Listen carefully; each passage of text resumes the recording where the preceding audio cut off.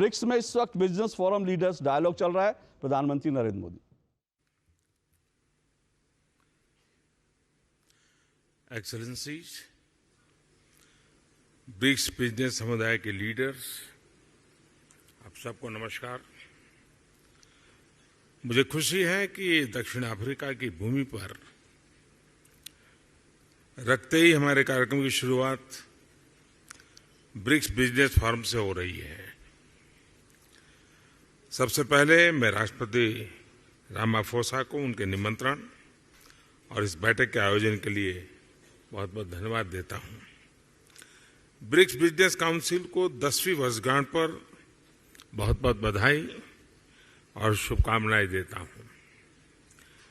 पिछले 10 वर्षों में ब्रिक्स बिजनेस काउंसिल ने हमारे आर्थिक सहयोग को बढ़ाने में बहुत महत्वपूर्ण भूमिका निभाई है।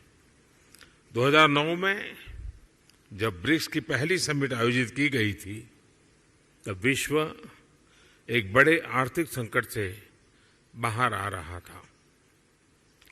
उस समय ब्रिक्स वैश्विक अर्थव्यवस्था के लिए एक आशा की किरण के रूप में उभरा था। वर्तमान समय में भी कोविड महामारी, तनावों और विवादों के बीच विश्व आर्थिक चुनौतियों से जूझ रहा है। ऐसे समय में ब्रिक्स देशों के एक बार फिर महत्वपूर्ण भूमिका है। फ्रेंड्स, वैश्विक अर्थव्यवस्था में उथल-पुथल के बावजूद भारत आज विश्व की फास्टेस्ट ग्रोइंग मेजर इकोनॉमी है। जल्द ही भारत $5 ट्रिलियन इकोनॉमी बन जाएगा।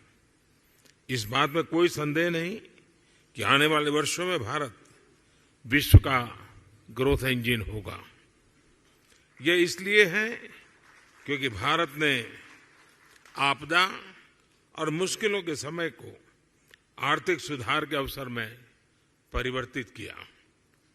पिछले कुछ वर्षों में हमने मिशन मोड में जो रिफॉर्म्स किए हैं, उनसे भारत में ईज ऑफ डूइंग बिजनेस में लगातार बढ़ोतरी हुई है। हमने कंप्लायंस बर्डन को कम किया है, रेड टेप को हटाकर रेड कारपेट बिछा रहे हैं। जीएसटी और इंसॉल्वेंसी एंड बैंक्रप्सी कोड के लागू होने से इन्वेस्टर कॉन्फिडेंस बढ़ा है। रक्षा और अंतरिक्ष जैसे क्षेत्र जिनको प्रतिबंधित माना जाता था, आज प्राइवेट सेक्टर के लिए खोल दिए गए हैं। हमने पब्लिक सर्विस डिलीवरी और गुड गवर्नेंस पर विशेष रूप से ध्यान केंद्रित किया है। टेक्नोलॉजी के इस्तेमाल से भारत ने फाइनेंशियल इंक्लूजन की और एक बड़ी छलांग लगाई है।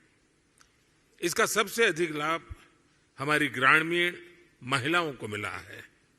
आज एक क्लिक से भारत में करोड़ों लोगों को डायरेक्ट बेनिफिट ट्रांसफर किए जाते हैं। अब तक $360 बिलियन से भी अधिक ऐसे ट्रांसफर किए जा चुके हैं। इससे सर्विस डिलीवरी में पारदर्शिता बढ़ी है और भ्रष्टाचार और मिडलमैन कम हुए हैं। प्रति गीगाबाइट डाटा की कीमत में भारत सबसे किफायती देशों में है। आज भारत में स्ट्रीट वेंडर से लेकर बड़े-बड़े शॉपिंग मॉल तक यूपीआई यानी यूनिफाइड पेमेंट इंटरफेस का इस्तेमाल किया जाता है। आज विश्व के सबसे अधिक डिजिटल ट्रांजैक्शन वाला देश भारत है। यूएई, फ्रांस, सिंगापुर जैसे देश इस प्लेटफॉर्म के साथ जुड़े हैं। ब्रिक्स देशों के साथ भी इस पर काम करने के लिए अनेक संभावनाएं हैं। भारत के इंफ्रास्ट्रक्चर में बड़े पैमाने पर हो रहे निवेश से देश का परिदृश्य बदल रहा है। इस वर्ष के बजट में हमने इंफ्रास्ट्रक्चर के लिए लगभग $120 बिलियन का प्रावधान रखा है। इस निवेश के माध्यम से हम भविष्य के एक नए भारत की मजबूत नींव रख रहे हैं। रेल, रोड, वाटरवे, एयरवेज हर क्षेत्र में तेज गति से बदलाव आ रहा है। आज भारत में 10,000 किलोमीटर प्रति वर्ष की रफ्तार से नए हाईवे बन रहे हैं। पिछले 9 वर्ष में एयरपोर्ट की संख्या दोगुनी हुई है। निवेश और उत्पादन को बढ़ाने के लिए हमने प्रोडक्शन लिंक इंसेंटिव स्कीम्स लागू की हैं। लॉजिस्टिक्स कॉस्ट कम होने से भारत का मैन्युफैक्चरिंग सेक्टर कॉम्पिटिटिव हो रहा है। रिन्यूएबल एनर्जी के क्षेत्र में भारत वर्ल्ड लीडर में से एक है। हम भारत को solar energy, wind energy, electric vehicles, green hydrogen, green ammonia जैसे क्षेत्रों में ग्लोबल मैन्युफैक्चरिंग हब बनाने के लिए सक्रिय रूप से कदम उठा रहे हैं। स्वाभाविक है कि इससे भारत में रिन्यूएबल टेक्नोलॉजी का एक बड़ा मार्केट बनेगा। आज भारत में विश्व का तीसरा सबसे बड़ा स्टार्टअप इकोसिस्टम है। भारत में इस समय 100 से भी अधिक यूनिकॉर्न है। आईटी, टेलीकॉम, फिनटेक, एआई और सेमीकंडक्टर्स जैसे क्षेत्रों में हम make in India, make for the world के विजन को आगे बढ़ा रहे हैं।